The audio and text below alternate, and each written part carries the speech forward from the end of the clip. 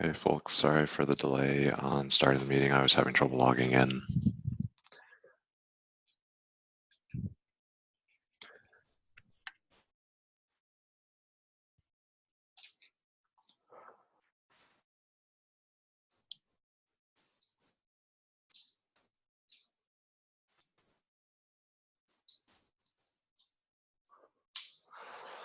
All right, the Google Doc is in its normal place. I'm guessing if you're here, you know where it is, but I will paste into the Zoom there just for reference. As always, this is a public meeting. We are recording. This will post to YouTube right after the meeting. Thank you all for joining. We've got our burn down to run through. If you could put your name in the document for attendees, that would be awesome. First, just our initial sort of level set. Today is our docs PR deadline. We have our beta 2 coming on Tuesday. A week after that should be RC1, and a week after that, the release target. Showing this yellow, I'm starting to feel slightly better. This week started out relatively rocky on a CI front, but we've made some good progress. We'll get into that a little bit later in more detail. Since I saw Cole join, the actual first name that went by, I wanted to make sure we briefly talk about test infrastructure and the shift to Tide, which we're thinking about doing on Monday. Want to confirm that? Yes, that's the plan. The only problem that we were having was related to scale, and I've got a PR out that it's finished except for tests, so I'm going to wrap up the test today and make sure that all works. But we should be totally good to go.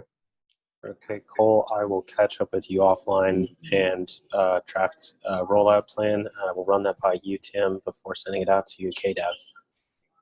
Sounds good. Yesterday we talked about it at the community meeting. Nobody objected. Quite a few thumbs up on the visuals of what things look like. So I think that's one of the compelling things here. Whether we hit some hiccups, the user experience will be better. Yeah, Tide has been in use in like everywhere else over the Kubernetes org, so I think that it's pretty battle tested in that sense. Yeah, I'm looking forward to it. Okay, thank you.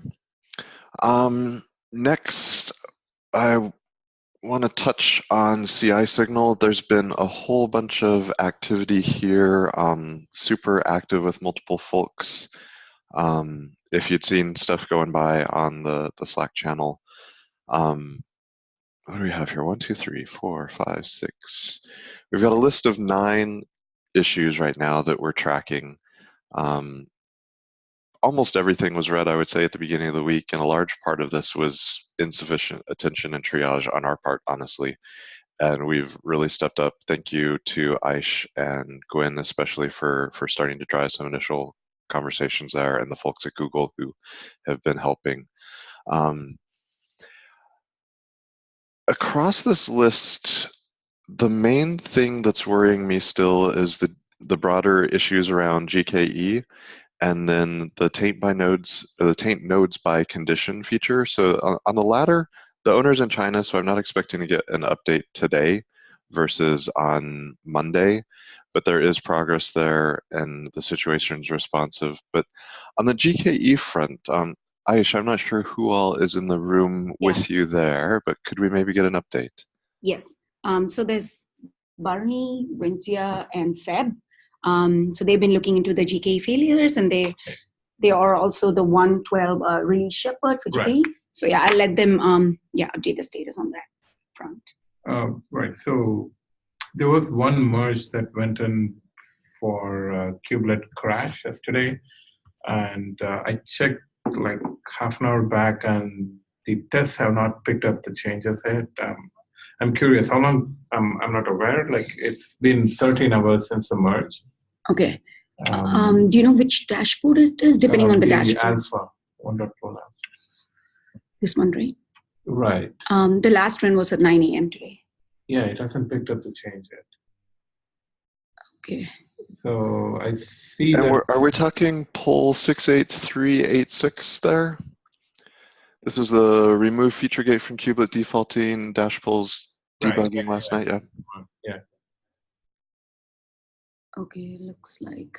So that was one that we tracked because it was causing blanket failure because clusters are not coming up. Apparently the test has not picked it up yet, but I see that the change has been merged. So this is something that was also going on in the very first listed issue there, or I'm sorry, the second listed issue there that Michelle I was looking at. We had a discussion yesterday in the SIG testing Slack channel, and we can't see why that one wasn't picked up either. Now that one, because it is a 111 to 112 shift, it might have been something related to how 111 is picked up, but it was not clear. And then for the for that kubelet crash, like that should be on master, right? Not on a prior branch. It is on master.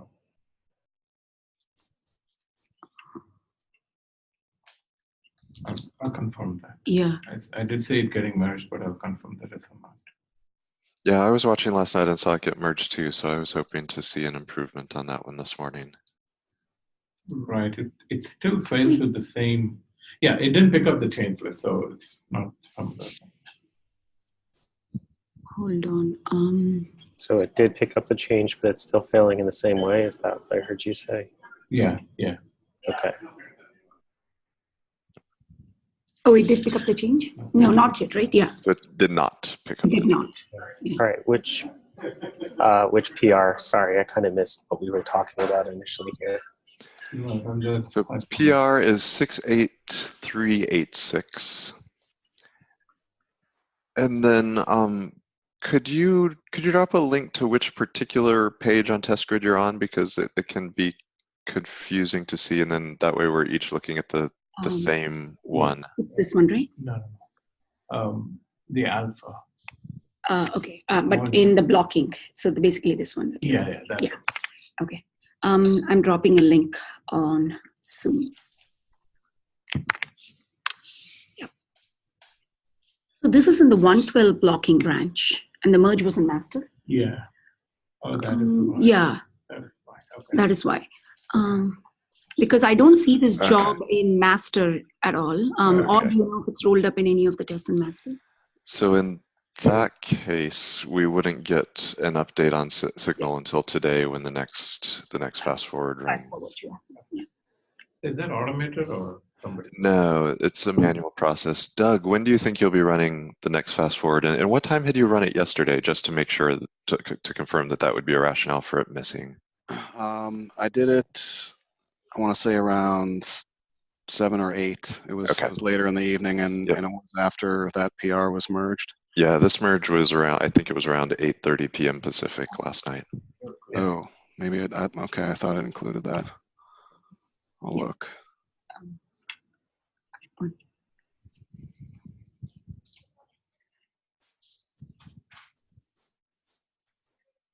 Okay, well we can follow up then, because we only have a short meeting day, but we can follow up on that and make sure that, and then watch to see that today's fast forward improves things. So are we going to advance the fast forward today, anytime now? Yeah, what time would you be expecting to do that, Doug? And perhaps it makes sense to do it sooner than later, because there have been a number of things that have merged in the last, well, not, probably this is the only one really. Last night your merge should have picked up some good things. Yeah, I mean, I could do it right now, and there's no reason we can't do it multiple times too, if we need to. Since it's Friday and we've got the attention of people in Pacific time zone, and we've got a few hours yet, if you could go ahead and do that, that would be useful to see if we see a 112 branch signal improvement yet today. Okay, I'll do it now. This is why, for what it's worth, it's important that we pay attention to master blocking during this period of time. We only switch over to looking at release 112 constantly when we lift code freeze. Yeah. And master blocking is doing better. Yeah, kind of. Yeah, kind of. Yeah, master blocking actually got quite stable for a while now. I mean, there are still failing tests, but it's better. It's better than 112. master upgrade is also not super happy. Yeah. Okay. So I think we've hit on the main things that I wanted to discuss there on Signal. We've got pretty much, I believe, every single issue we've gotten good responsiveness in the last 36 hours or so. So at least there we're making the connections and we're making progress and we have things that Yeah, seem to that's be really nice. fine. Just one question while we have GK folks here. So that's the only failure you think should be blocking our release? So there are two failures really related to NodeBringer. So I think both of them may be root cause to this. Then there is another failure where we are not collecting master logs as part of the test. That is an improvement we need to do. So we were not able to root cause that. So essentially namespace deletions were timing out as part of the test. And we could not collect enough logs, and we need to start collecting master logs. So that is a thread we need to start. Okay. Is it GKE? I mean, is it running on GKE? Yeah, that's part of the test infra. Yeah, it is running on GKE. Yeah. Yeah, I linked an issue where I've been trying to keep track of every single GKE job that's failing, and now I'm just pruning down to updating every day when looking at which GKE jobs would be blocking the release. And so that's across master blocking, master upgrade, and 112 blocking. And as of Dashpole's comment yesterday, yeah, the clusters are coming up, but it seems like tests are like there's a new set of failures each and every single run. There's no like one test that is consistently failing anymore. So it's kind of unclear to me why GKE tests would be so much flakier than GCE tests in this regard. But that kind of seems to be where, like, I don't know if you've been looking at those specific things and you're saying these are the root causes for all of those sundry failures, or if we're going to be left figuring out why random tests are failing after this. Right. So at least what I did was looking across the failures, looking at the logs, and looked at most common patterns, and that's what I was tracking. Okay. Yeah. But it is flaky enough that I can't make a generalized thing. So I don't know if you want to have that as an agenda to kind of reduce the flakiness to some extent. And I don't know. We need to figure that out maybe later after.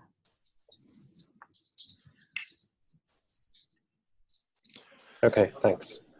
Yeah, so I guess on Monday we'll have to evaluate that. If we've gotten a couple other key things addressed, what are we missing based on flakiness? Are there major issues that are being obscured by that, and can we get at root causes, or to what extent do we need to remove tests here from blocking?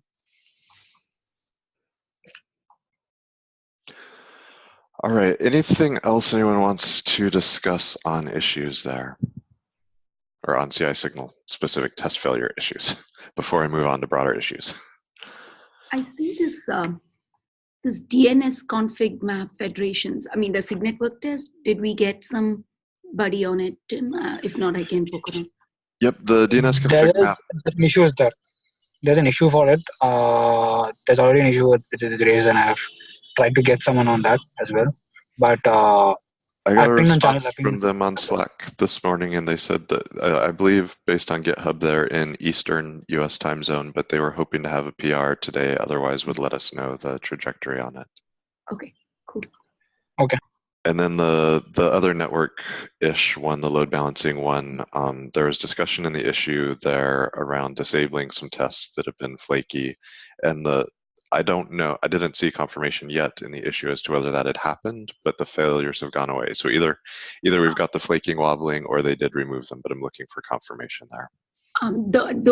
That group of tests, they were flailing like in the same way around for 111 as well. I remember they would pass and then they'll again fail for quite some time and then they'll pass again. It's the same set of those tests. Yep. So the owners basically acknowledged that in the issue and said, let's disable these. So I'm looking to see that they are disabled, that we get confirmation on that, and then that it's not just yet another flake today, that we're on the green side of the flake. All right, let's move on to issues, and Gwen.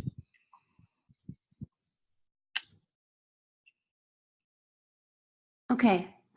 So I'm actually finalizing the status on the list. What's going on today is that every single open issue is triaged as critical urgent. I actually did one of those myself, mainly because it is related to the flaky test issue in scalability. We actually connected on that, and we are now back tracking it on the CSI and the CI issue. Sorry, wow, CSI. And so I just decided it was critical urgent because it is being worked on in the context of release blocking tests. Overall, there are 2 fewer critical urgent open pure bug issues. I've been doing some CI snooping and bothering people. Unfortunately, I did turn the status to red because I have seen the top 7 issues or so for the last several weeks, and there's only been incremental change. Some of them are just, the PR is just sitting, and I'm going to go and bother people some more today. And others just haven't really gotten any traction. So again, I'm going to turn up the heat. While I have a couple orange ones right there, 68197, 68035, they have a lot of related issues and a lot of discussion. So while they look active, I am also not sure on the timeline for a resolution. And we have a new issue, but it looks like it has an open PR and everyone's right on top of that. That is my main report for right now. I'm going to see what happens if I shake more of these loose. I had pretty good response when I pinged people directly on the CI issues. So here's how. That you got the response on the scalability front is particularly good. The time zone delta between most of those folks who are in Poland and many of the rest of us often leads to some gaps. But at least today's status seems to be that they're aware of a number of things and actively working. So that's. Yep. And they'll keep updating. I asked them to update daily, and they were super responsive. Yeah, I caught them at the end of their workday. Yep, and into the work week as well. Once we got Shyam's attention on the 110 release and got him feeding status updates, like they were working on things, but we just weren't hearing about them. So once we close the communication cycle, it seems like that makes a big difference. If there's any of these issues that you want others of us to help poke on, let us know specifically, issue number, where it stands, who needs ping next. Yeah, yes, I will. Yeah, I think this is a very cautious red. I'm just being conservative here. I appreciate that. Because I'm assuming that there's a whole lot of, we got until the end of September to fix it. Yeah, this is fine. The flames are rising in the room. So, we will see. Yeah. A couple issues got removed, and also I've been running around reminding people to put critical urgent on their pull requests because we really, because they just get hung in CI and why. So. Okay. Thank you for the update. Stephen, are you here to talk about features? We've shaken a lot on features this week. Hey. Yeah, you guys can hear me okay? Yep. Sweet, awesome. Yeah, so we shook a lot of trees, like you said, Tim. And I'd initially put features in red after the Wednesday meeting. Since then, I'm bringing that back to yellow. The features that are currently at risk, there are 10 of them. I'm leaving them at risk because we're currently docs are due. So pending the doc reviews, I'll sweep the features again at the end of the day and see if that stuff has been cleaned up.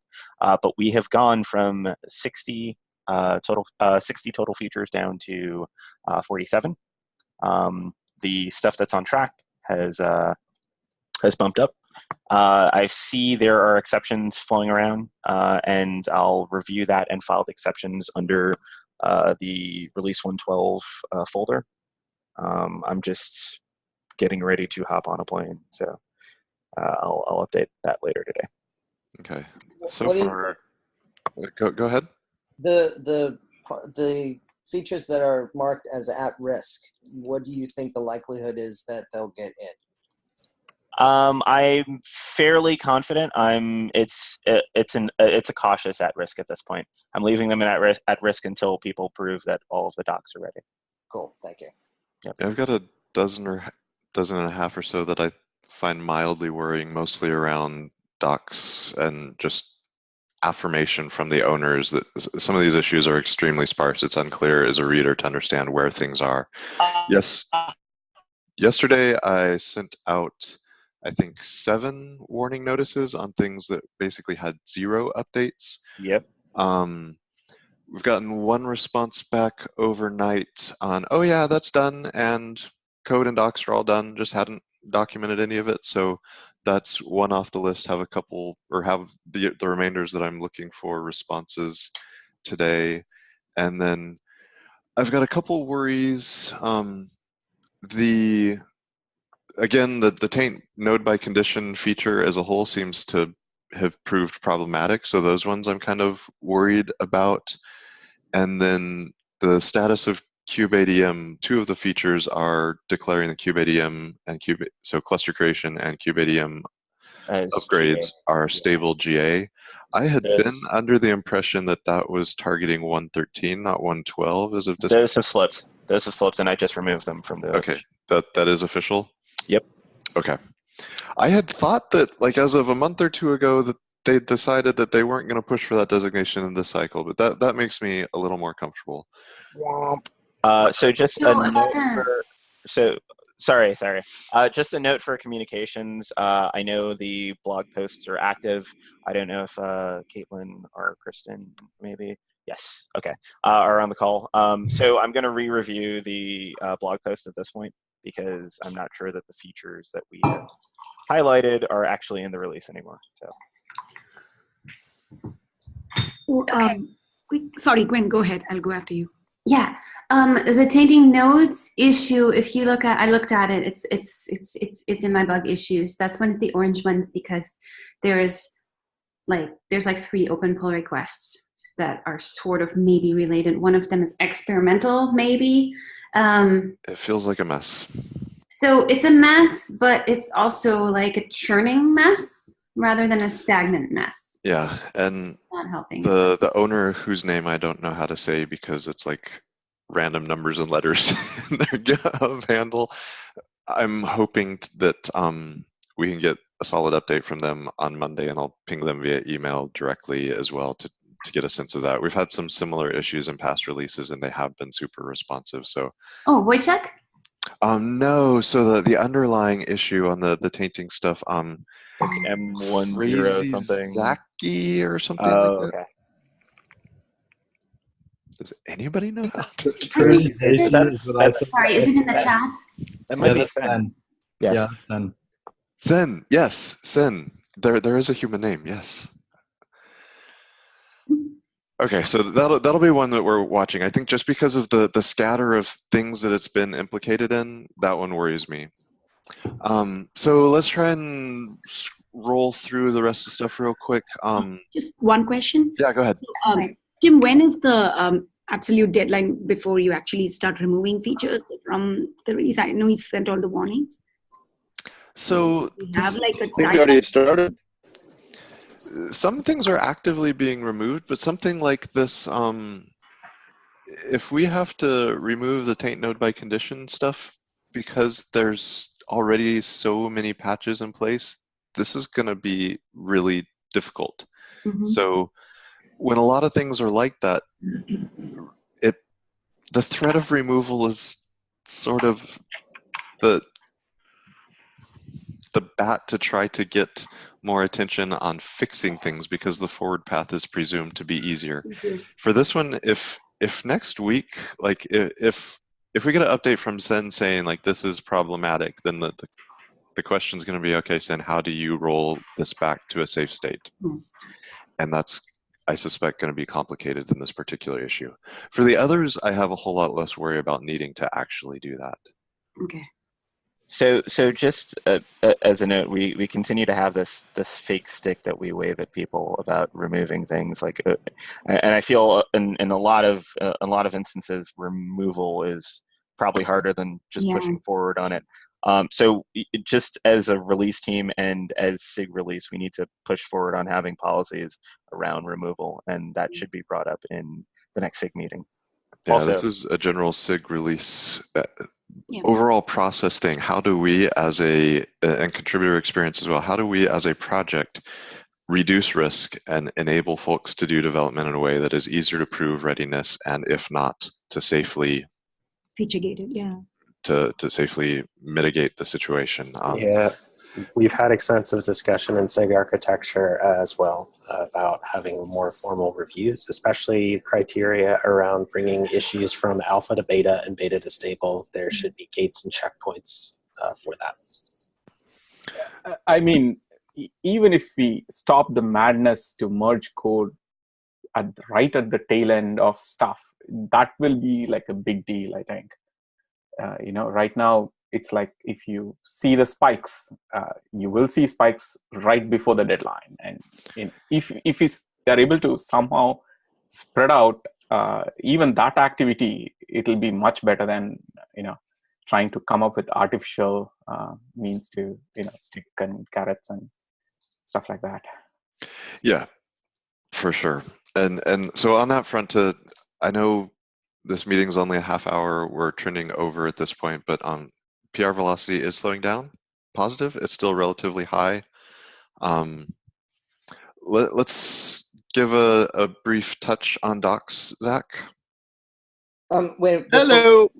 I actually have a hard stop. Okay. Yeah. Then yep. Go for it. So real quick on release notes, the HackMD, while beautiful, unfortunately seems to have a 64K limit, which is nowhere near what we need. So I've written to them, but in the meantime, I've backed us back to the GDoc. So that's where we are right now. If that comes back to like a paid or a non-paid option, let's see if we can bubble up to CNCF. But let's see where it goes next week. Absolutely agreed. Okay. Cool. Thank you. Thank you. I gotta go. Thanks, guys. Thank you. Bye. So Zach and Docs. Can everyone hear me okay? You're a little Greetings underwatery, maybe? I try to stand still. I am in a very rural part of Minnesota. But hello.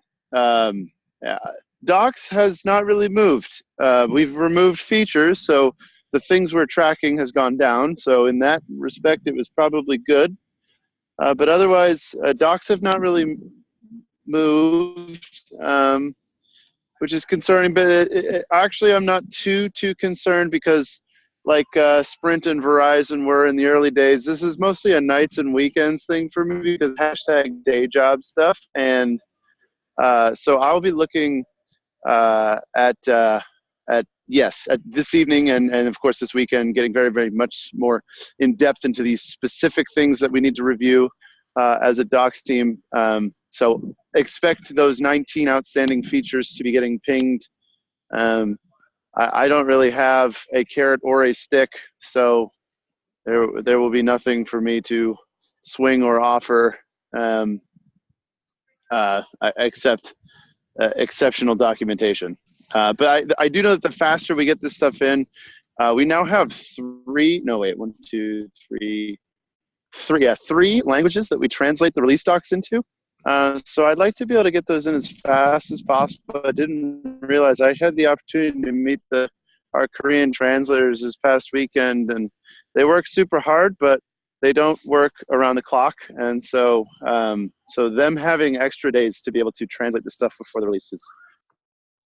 Makes sense. And I suspect you're going to find when you get a little into it this evening or this weekend, I think there have been a number of new PRs open. So people are seeming to start responding.